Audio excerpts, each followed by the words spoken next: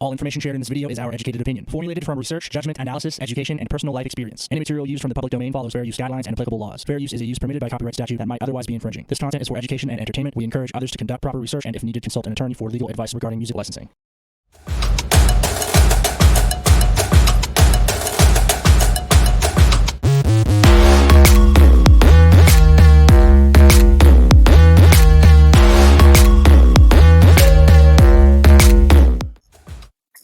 Welcome to another episode of SyncRiffs. My name is Charles Levan from Blue Buddha Entertainment here in Los Angeles, and it is May, AAPI month, so we have some special guests in the studio, and want to thank each and every one of you guys for joining us tonight. And I'm going to start with some brief intros, and then we're going to get into it. Joining us in the SyncRiffs studio is, starting with Casey Dunmore, aka Spilkus, an artist and also composer who in 2000 started his journey as an artist with a demo deal with Quest Warner Brothers, and has been a successful composer, sound designer, with score, theme songs, and cues in a variety of films. And one to highlight is Casey did the theme song to the Toronto Raptors, and I'll let Casey, when I turn the mic over to him, interweave some of his other work. Great body of work there. Welcome, Casey. How's it going? Doing all right. What's up, Charles? Yep. Oh, good to have you. Good seeing you the other day at the Ellay Get Down. It was a great time. Oh yeah, absolutely, man. Thanks. It's always good to see you, man. But it's like it was even more special to see you in person, especially after all this time and doing this. So thank you. Yeah, no, thank you. I'm glad it worked out. And also joining us are Jay Basco, a director and actor, and some of his work, body of work, includes television and film shows like Hawaii Five-0, The Mayor of Kingstown, Obi-Wan Kenobi, and streaming now on Hulu. Of notable mention is the fabulous Filipino Brothers, which I'll let Derek talk more about. Welcome, Derek. Thanks so much for being here. Thank you for having me, Charles. It's really a pleasure to be a part of this for AAPI month. No, thank you, Derek. It's giving me a great chat, and really excited. And also joining us is Jay Basco, a musician, actress, and also filmmaker. And how's it going, Ellay? What's up, guys? Great seeing everyone. Yeah, so Ellay, some of her work in the past has been, you would have seen her in shows like Grey's Anatomy, Veep, A Friend of the Family, Birds of Prey. And for those of you here in Los Angeles, if you're in around Hollywood Hotel Cafe, being able to see her and her band, Ellay and the Sibs, playing some tracks that Casey produced on. And then we'll unpack that more on her filmmaker side. So with that, we'll set the stage with May AAPI.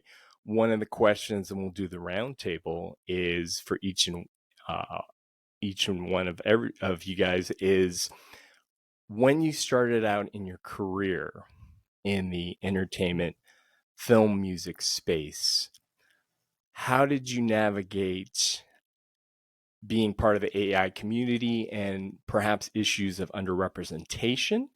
And whether did you have a mentor? And if you didn't, how did you navigate the obstacles and continue to thrive and be successful where you are today? So I put that out there, and whoever wants to start it, we'll start riffing. Yeah, I could go because I might forget the question later if I don't go if I don't go sooner. But yeah, I mean, I started out in the business. My dad, he's an actor. Pretty much my whole family, we're all actors, so I kind of came from this sort of family business that we like to call it. And yeah, we just grew up, always doing auditions and always going in for different things. It started out as commercials and then it went to more theatrical stuff. And I think navigating through that as an Asian American, especially an Asian American young girl, I think there's definitely been challenges. Like I'll walk into an audition room and the majority of them are not Asian, and it's all like white girls or all, whatever. And I'll be like the designated Asian pick. So it's definitely a challenge here and there, but landing certain roles like Cassandra Cain and my other work and A Friend of the Family and other things like that has really like boosted my confidence and helped represent my community in a way that I'm very proud of. Mhm. And then with music too, I really try to represent my culture through my songs and try to be an advocate for our community. Yeah, that's what I've been doing. Yeah, no, amazing. If you want to touch on, um, so prior to working with Casey, I know you did a track with Ruby Ibarra called Gold, and that was sort of when you guys released that was around AAPI. And then if you want to talk about fast forward to when we started working together, Bubble Tea. Right. Yeah. I mean, Gold was a really great song.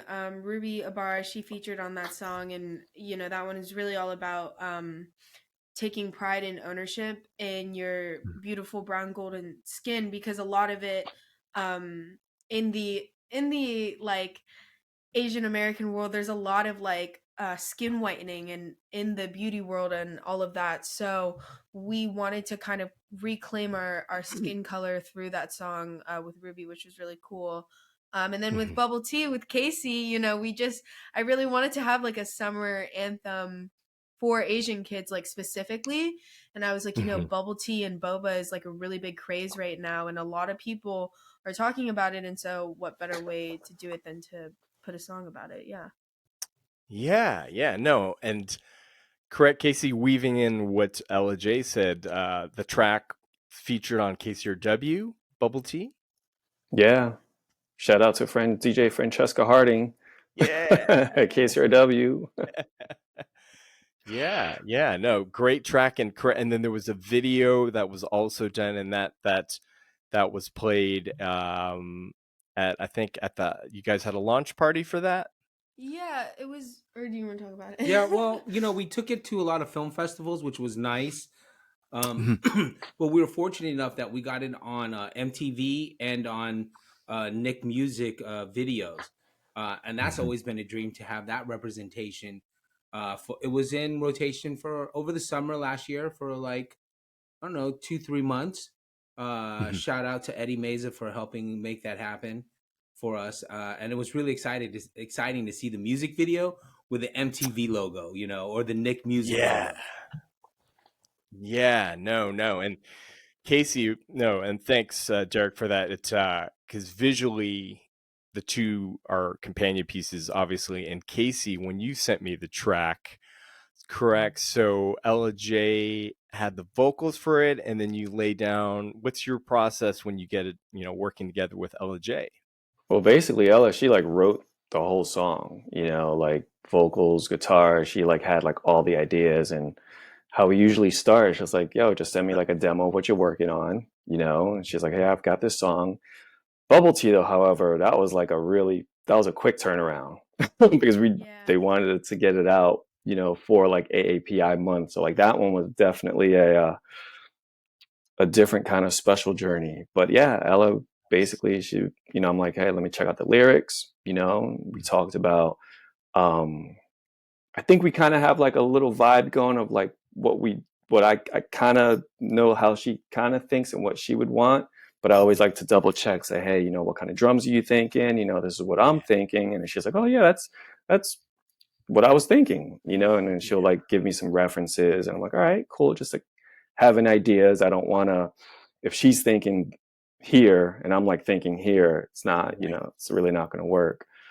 And then we just get to work. She comes over and she'll lay down the guitar part, or prior to her coming over, I'll like do like the drums and stuff, and just the solid foundation of like the instrumental, from based upon what she gave me from the demo, and then she'll come over and we'll record it. And then we have to do any ad libs or any extras, we'll do that. we'll mix it, Yeah, send it out lean to mastering. Shout out Sean, and the Audible rest is Oddities. cool, cool. No, and I think that's a good segue to you, Casey. With your career starting as an artist, any mentors, or you just paved your own way? You found your way. You know, would love to hear the backstory. You know, man, it's like we go way back. Yeah, when I got into this, man, like I had no mentors, no, I mean, I mean, I have mentors now, you know, cats that I look up to, and it's just like, all right, cool.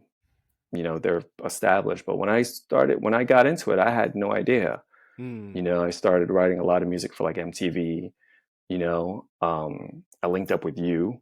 You know, you got me one of my first placements on, you know, FX channel, you know, show Dirt. I kind of saw that, just like, all right, this is something that I can do, you know, and just put all my efforts into it. Yeah. Learned a lot about music publishing, you know, shout out to the ASCAP Expo. You know, I was like heavy on that when I was first starting out, you know, like I would always go and see what I can learn, because I really didn't know anything about sync film TV.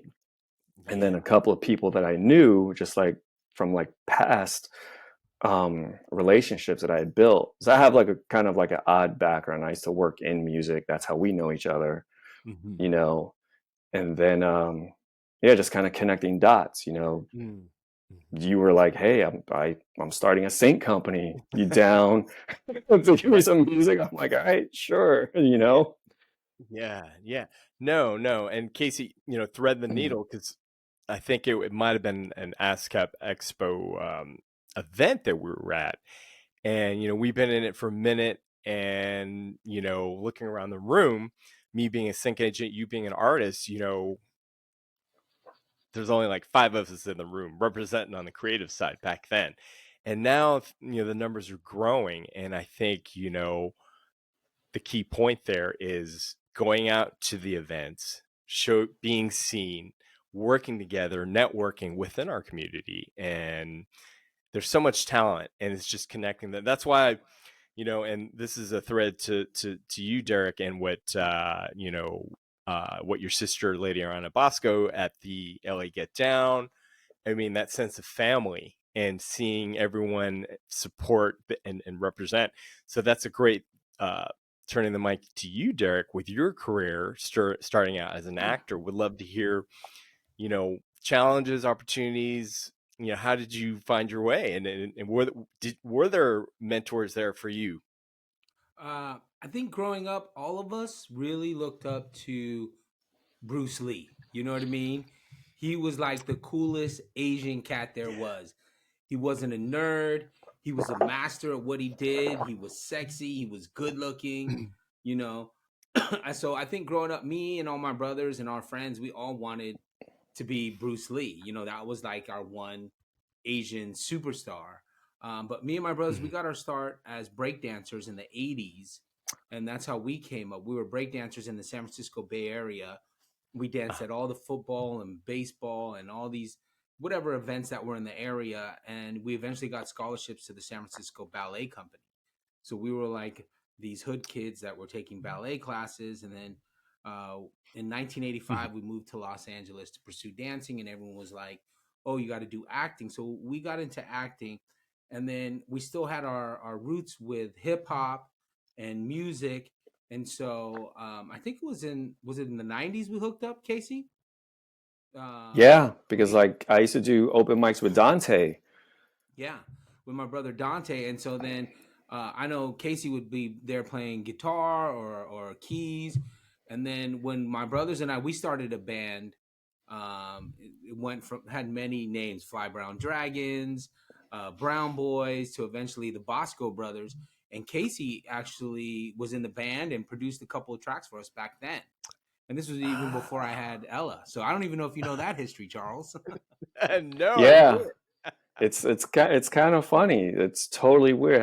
I totally forgot about. Yeah, it's just like I've known both of you guys for so long, Right. you know, and and at the same time when I was working with you guys, when I was playing when when I was recording the stuff for like the Fly Brown Dragon or the Basco Brothers, that's when I was starting off doing like my sync thing, you know, writing all the cues and stuff for MTV and all that stuff. I mean, that was just like, that was wild. Damn. Yeah, I remember. When you You're think saying, about look, how long I got ago that 15 was. seconds in this on this MTV show, and I have like 10 seconds in this MTV show, and we were just like blown away. It was so cool to know someone that wrote music that was on a show that we seen on TV. You know? Yeah. So It's no, crazy. Wow. that's amazing. Yeah, it's funny how it's like a parallel universe, and until now we're all together with the potential to continue and build and grow on things. So that's really cool. Yeah, and man, so and then Jarrett, correct. Also, did you DJ with also as well back in the, coming up? Growing up, we were mostly break dancers. I DJ'd a little bit, but I wasn't as proficient on scratching and mixing. Okay. But later on in life, I mean, I do DJ, but I'm more of a corporate DJ, and I do Sure. weddings and that type of thing as a side gig, you know, to Right. supplement the dream. Yeah. Okay. Cool. And then as far as, and I think this is a good through line, because I think I might have heard it, Derek, on the podcast you do with your brothers, as far as the notion of instead of us waiting for opportunities, but let's create our own seat at the table. And I think that's a good segue to Ella J, if you want to talk about this year, the film that you worked on, or it was a short. Yeah. So I started my director career just this year, or technically last year too, but I had this school project for this thing in my school called Capstone. And the first project we had to do, it was like a passion project, and I was like, oh, I'm very passionate about filmmaking. I was like, let me see if I could try and direct one. So I made this film called Fox Eyes, which is all about Asian stereotypes in the beauty industry and how that kind of affects Asian American girls, and the specific trend called Fox Eyes. But yeah, so I directed it in like November or October, and then we shot it and edited it and went through all of the post production, and then we released it to all the film festivals, and it was actually doing really good. So very proud. And yeah, we really also just, again, it kind of circles back to like representing Asian Americans, representing Asian American women. You know, the main girl in it, she's Asian, and like the majority of the like crew was Asian as well. So we try to be inclusive in both aspects of like in front of the camera and behind the camera. Yeah. One thing about any creativity thing that you're doing is that you get many roadblocks. Like you might lose a location, you might lose an actress. There could be a problem with lights or whatnot. One of our biggest learning things on this project was the score. So originally she had a fellow classmate do it, but that didn't work out. And then through Brian Reyes at ASCAP, we met all of these other writers and producers, and we tried to go to them, but it was just a little pricey. And then also but also it was just last minute because we were trying to turn it in. And I was like, you know what? Like, I feel bad for all these producers trying to like whip out something that they might be able to fit, and then I ended up just doing it myself, and I was like, you know what? Let me just figure it out. And so Denise Santos, she's an Emmy award-winning producer, music score, and she sent us like 5 or 6 tracks that she had because she didn't have time. So the thing about independent filmmaking, it's like a triangle. Someone told me. So at the top is quality, and then with the other corner is time, and the other corner is money. So you can only have 2 out of the 3. So if you have a lot of time, you can ask your friends to like help out. But if there's not a lot of time, you need money. So we didn't have either one of those. So Ella ended up staying up all night and scoring it, and it actually turned out really great. Amazing. That's so dope. Yeah, and using the basketball analogy, you're the triple threat: acting, directing, and music composition score. So kudos. I And try to do as much as I can. no, Yeah. that's great. And then because also quality control, you can make sure.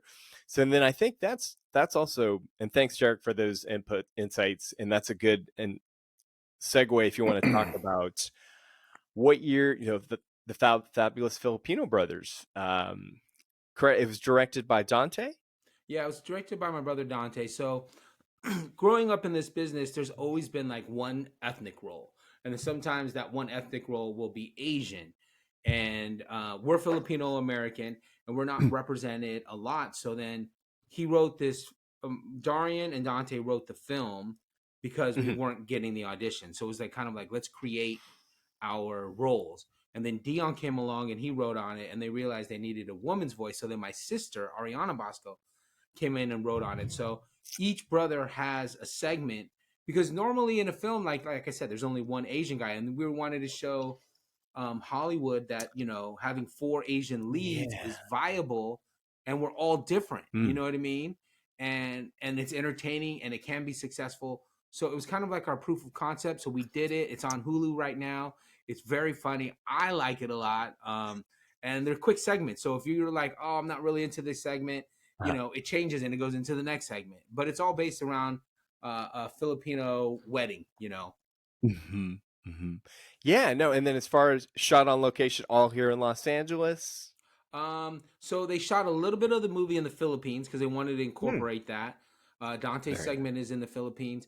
And then we shot in our hometown of Pittsburgh, California, which is in the San Francisco Bay Area. So we went up there and we shot it in like 10 days, very small crew, Cool. asked on a lot of favors. And, that's a lot of independent filmmaking, is like getting your friends together and saying, let's do this, let's make something happen, and that Yeah. was really fun working together. It was a really special time. No, it's, I think one of my favorite lines is from you, Derek, when I think the quote is something about jungle Asian. Yeah, we're jungle Asians. In the Asian hierarchy, there's like, because it comes down to colorization, like the Yeah. lighter you are, the more elite. I mean, even in the Philippines and whatnot, but like we really are like the jungle or the dirty Asians, and we take pride and ownership over that. Your delivery of that, it's yeah, you deliver that in that high comedic value. So Oh man, but yeah. that scene, funny enough, we weren't supposed to shoot it that day. We were supposed to shoot it like in a couple of days, but like I said, schedule conflicts, whatever, and they're like, your scene's coming up, and I was like, no, not yet. So then I had to go learn it, and then Nice. you have to trust your collaborators. So Dante, Yeah. as a director, was like, give me more. I was like, more? Does it work? And he was like, yeah, really, like exaggerate, make it like big. And I was like, okay. So Mhm. it's tough sometimes. There's adding more, and then there's also editing. And that's the thing Yeah. about art and collaborating with other people. You don't know what you're gonna get. Right. No, and that's a great point, Derek, because similar, to what Casey and I do on the music side, we have to feel it. Same with the director, have us feel that emotion, whether it's in music or song or delivery in the role. And no, thanks. It's yeah, it's very insightful. And then I wanted to thread the needle with Casey. With Casey, if you wanted to talk about, you scored the themes. It was for the Toronto Raptors, and how did that gig happen? And again, what I'm trying to get at is that the through line is your connects. It's just you put in the heart. Like, what advice would you have for the AAPI community entering into the music or film space today? You went through and made your own path, and challenges that still might exist, as far as underrepresentation that do exist. Yeah. I mean, one thing I really like to share with people is just sort of, especially coming to like the film and music world, is learn as much about it as you can. Like, learn the business side of it. Like, okay, you've got your craft, you're always going to be working on that, learn that, but then also really learn what music supervision is, what sync is, what background music is, what a music supervisor is, what's a cue, just the foundations of the business that we're in, because without that, especially now, well, yeah, without that, you're just kind of lost, but that's why it's good. You have like your podcast, your show where you're breaking it down at the very like foundational level, and then you're just always learning stuff. You just always learn, because the more you know, the better you can enter situations. When I first started, I didn't really know. I was just kind of like, all right, cool, okay. Let's just keep going. Let's put one foot in front of the other, but then at the same time, just really learning about what I'm doing, what it is that I'm doing. Back to the Toronto Raptors theme. I started writing for Universal production music, their library. That was a thing where how I got involved with that. I basically, from the MTV stuff, I basically was like, wow, okay, I would like to try to get my music on television even more. Production music library. I didn't really know what a production music library was then. I had no idea. But there was an online resource, called like Ellay 411 or some shit like that. Yeah. And I remember literally staying up all night, emailing a whole bunch of contacts at all these different companies, who did music for film and TV. And it was a numbers game, man. Like, someone got back to me. They were just like, hey, I work for this company. Can you send me some music? Okay. And then one thing led to another. This person was at Universal Music Production Music at BMG at the time. And then from those relationships, just to fast forward, I did like a lot of music for Universal. And then one day I get like an email or call, from like the VP of music. And he was like, hey, this track that you did, this symphonic hip hop track you did, we got a request from a basketball team to see if you can make a song like one of your songs. And I'm like, you mean like a hip hop symphonic, symphonic hip hop song? And you're like, yeah. And I'm like, all right. The deadline was like Monday and it was like Wednesday or some shit like that. They're just like, are you open to this? And I'm like, yeah, sure. Why not? So I created a track and, sent it in. They were just like, client likes it, just a little bit of tweaks. And then after everything was all done, they were like, oh, it's a basketball team, the Toronto Raptors. Are you familiar? And I'm like, no, because they weren't really that known at that time. Sure. It was up until like a little bit before the championships where people were just like, wow, the Raptors. Yeah. So that's how that happened, from relationships and just being able to do the work and be able, pull through on it. Yeah. No, amazing. That was just one of those things. Did you stay up all night to do that track? Dude, back in the day, man, I used to stay up all the time, like just nonstop. Like, yeah, like it was one of those things where I like had like a week, it was a couple of days. And then staying up overnight, that was Tia and Tamara. That was another thing. So I did the theme song for the show Tia and Tamara. And how that came about was a music supervisor. It was Dan Wilcox. And he reached out to me. I didn't know him, but he had gotten my information from someone. And he was like, hey, I'm music supervising a show. This is what they want. That was crazy. That was like literally like over a weekend. I submitted like 20 demos. That was insane. Yeah, no, but you're battle tested, and I think the through line for everyone in this in the studio here talking about this is, like you said, Casey, hard work, dedication, know your craft. Yeah, that's the most important. Visibility.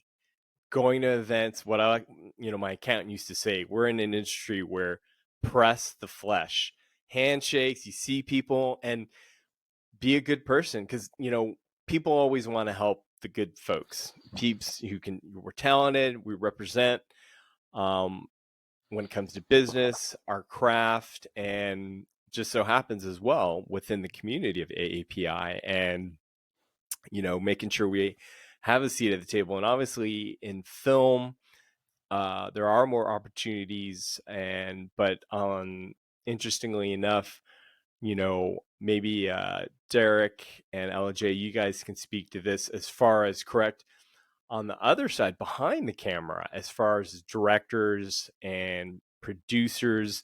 What's that like as far as within the AAPI community? Go.